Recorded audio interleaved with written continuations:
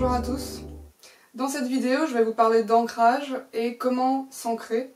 Vous avez été certains à me demander, suite à ma dernière vidéo, de faire spécifiquement une vidéo sur ce sujet-là.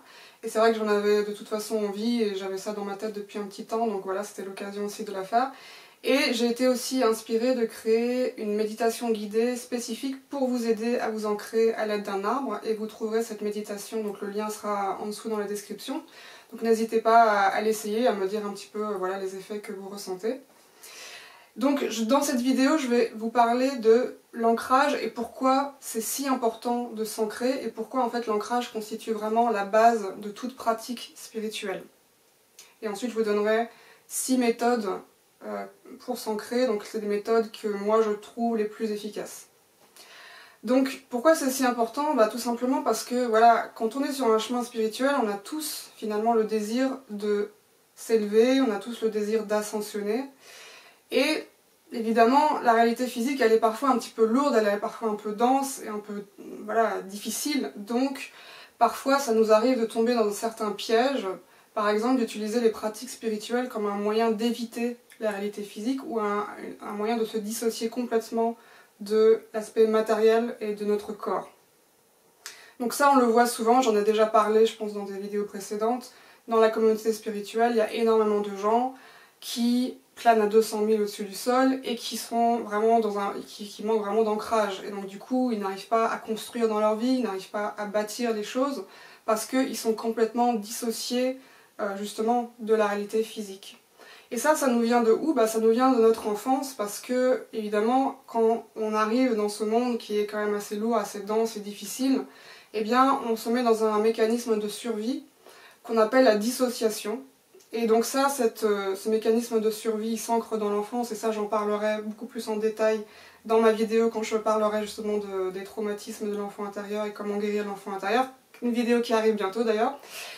Et donc du coup, à l'âge adulte, on continue en fait de fonctionner de cette manière-là, et donc on a tendance vraiment à se dissocier de notre corps et de la réalité physique.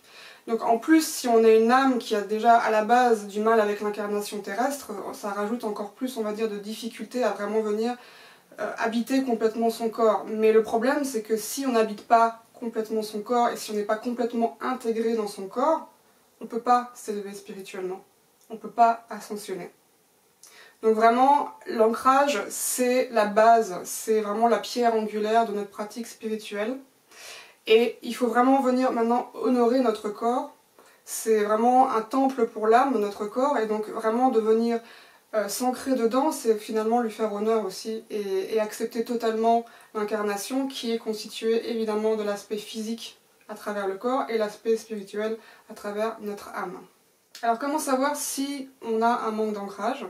Alors déjà, on a un gros problème de concentration quand on manque d'ancrage, donc on a du mal à vraiment être complètement présent et à focaliser notre attention sur une chose, donc on a tendance vraiment à laisser ses pensées aller et à partir sur d'autres choses tout le temps, donc on est beaucoup dans sa tête, donc on va rêvasser tout le temps, etc. Ça peut être aussi qu'on a du mal à s'organiser, donc on a du mal à suivre un emploi du temps, on va tout le temps oublier les choses, on va tout le temps parfois perdre les choses. Ça peut être aussi quand on est à fleur de peau, mais tout le temps en fait au niveau émotionnel, donc on a du mal à se sentir centré au niveau émotionnel. Donc voilà, donc typiquement ça peut être des signes de manque d'ancrage. Aussi quand on se fait souvent mal physiquement, donc quand on se cogne, quand on se coupe, etc. C'est aussi des signes qu'il y a un manque de présence et un manque d'ancrage. Donc, comme je disais, je vais vous proposer 6 méthodes pour s'ancrer, qui pour moi, personnellement, sont les plus efficaces, mais évidemment, il en existe plein d'autres. Et il y a notamment donc, cette méditation guidée que vous allez trouver, comme je vous disais, dans la description. Alors, le premier moyen pour bien s'ancrer, et c'est sans conteste mon préféré personnellement, c'est vraiment le contact avec la nature. Donc, c'est déjà aller se promener dans la nature, et quand on se promène, faire une sorte de marche consciente, c'est-à-dire de vraiment focaliser sur ses pieds, de placer sa conscience dans les pieds, de faire attention vraiment à chaque pas, le contact avec le sol, et si le temps le permet, c'est encore mieux de marcher pieds nus, donc on peut marcher pieds nus sur certains chemins ou dans l'herbe aussi, ça c'est très bénéfique.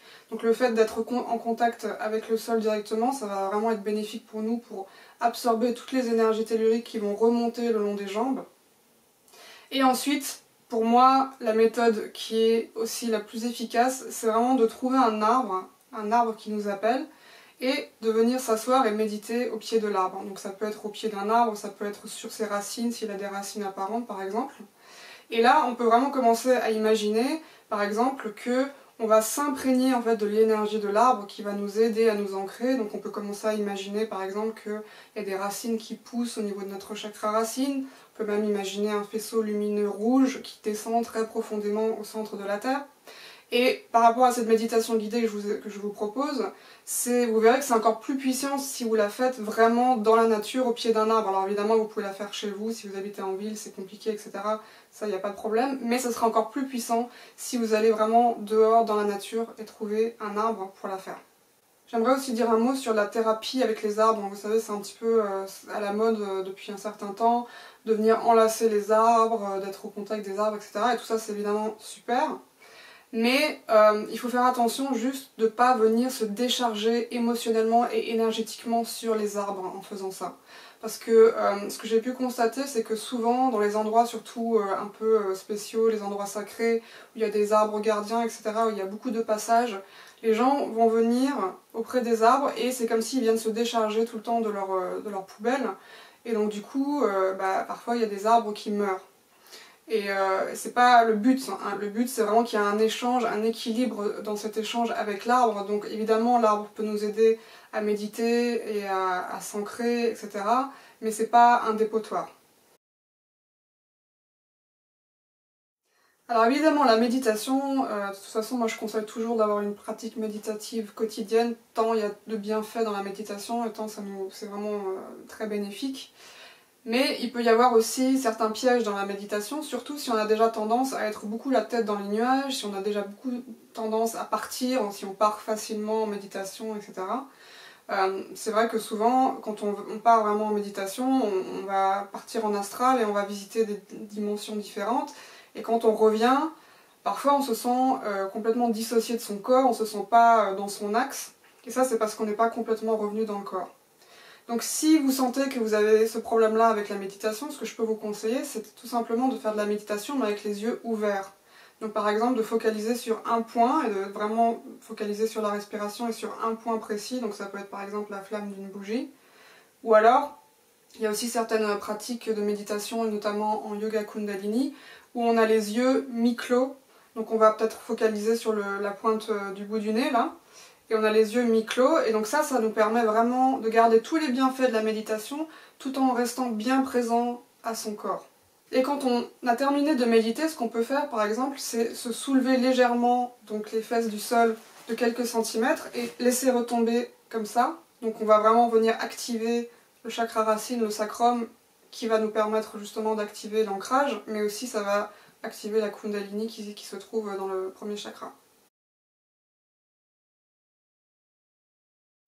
Alors comment joindre l'utile à l'agréable? Eh bien évidemment le massage c'est super à la fois pour tous les bienfaits sur le corps et sur l'esprit, mais on peut utiliser aussi le massage comme une pratique pour s'ancrer justement. La seule condition c'est vraiment qu'on reste bien présent à son corps et à ce qui se passe pendant le massage et qu'on ne va pas de nouveau partir, que ce ne soit pas une excuse encore pour partir dans ses pensées ou partir ailleurs, hein. Donc la technique pour ça, c'est vraiment déjà de nouveau rester concentré dans la respiration, mais aussi de mettre son attention sur les mains du masseur ou de la masseuse pendant qu'il vous masse. Donc vraiment d'être bien présent partout où il va passer sur votre corps. Et les massages qui sont le plus bénéfiques pour l'ancrage, ça va être tout ce qui est massage de pied, donc réflexologie, mais aussi massage du ventre. Donc par exemple le massage chinois du ventre, le Qinei Tsang, est vraiment très bien pour ça parce que ça va faire venir descendre les énergies donc dans le bas du corps et les chakras inférieurs, et ça va venir aussi activer le hara, hein, le fameux hara qu'on utilise, dont on parle souvent dans les arts martiaux, qui est vraiment essentiel pour l'ancrage et le centrage.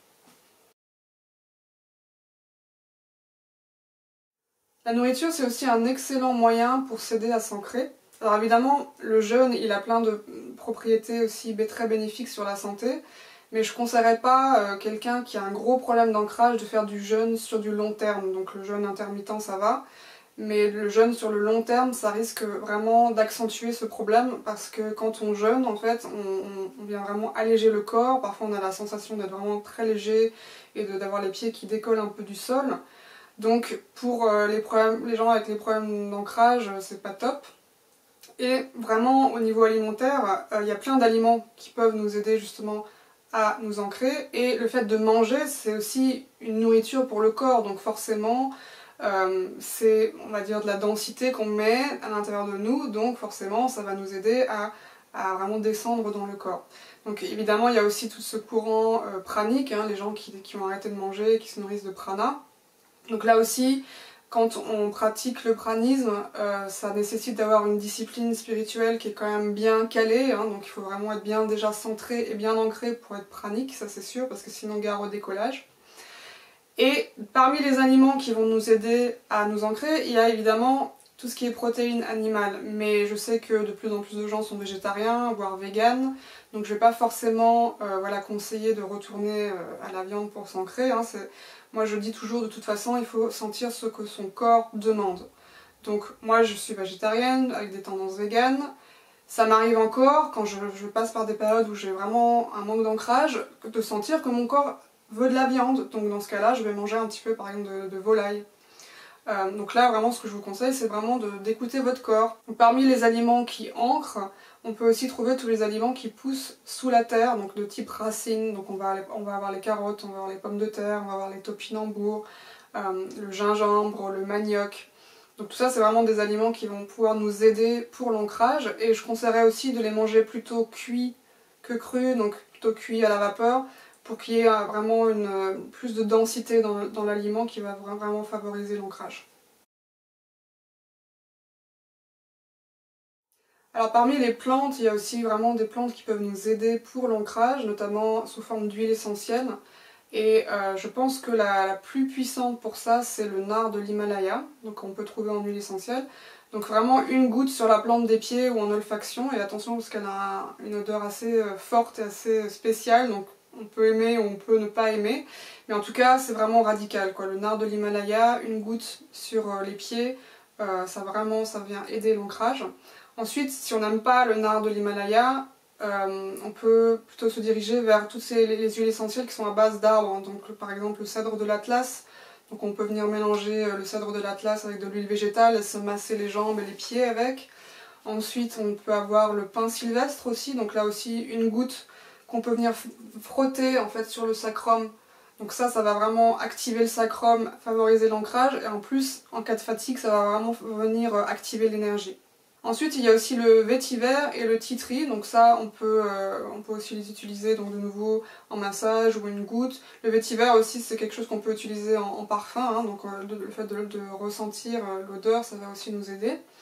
Et on peut aussi faire des bains de pieds, donc des bains de pieds avec du sel de mer ou du sel d'Epsom, et puis on peut rajouter donc quelques gouttes de ces huiles essentielles dans le bain de pied, donc ça va aussi favoriser l'ancrage.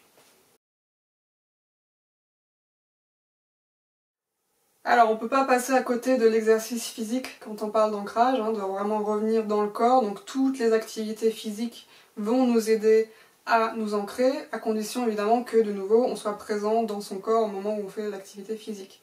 Donc parmi ces activités physiques, il y a à peu près voilà, toutes sortes de sports, hein, maintenant ça dépend des goûts de chacun, mais je dirais que par exemple les arts martiaux, évidemment ça c'est génial pour s'ancrer, parce que comme je le disais tout à l'heure, ça va venir vraiment activer le hara qui se trouve quelques centimètres en dessous du nombril, et ça c'est un centre énergétique indispensable pour s'enraciner et pour être centré, et c'est vraiment ce qu'on développe quand on fait des arts martiaux. Il y a aussi évidemment le yoga qui est très bénéfique.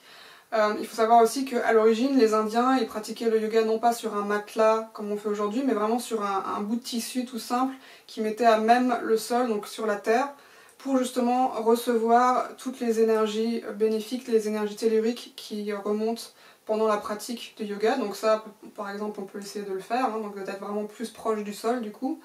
Et il y a aussi certaines postures spécifiques qui vont nous aider pour l'ancrage, donc notamment toutes les postures qui font appel à notre équilibre, comme la posture de l'arbre par exemple.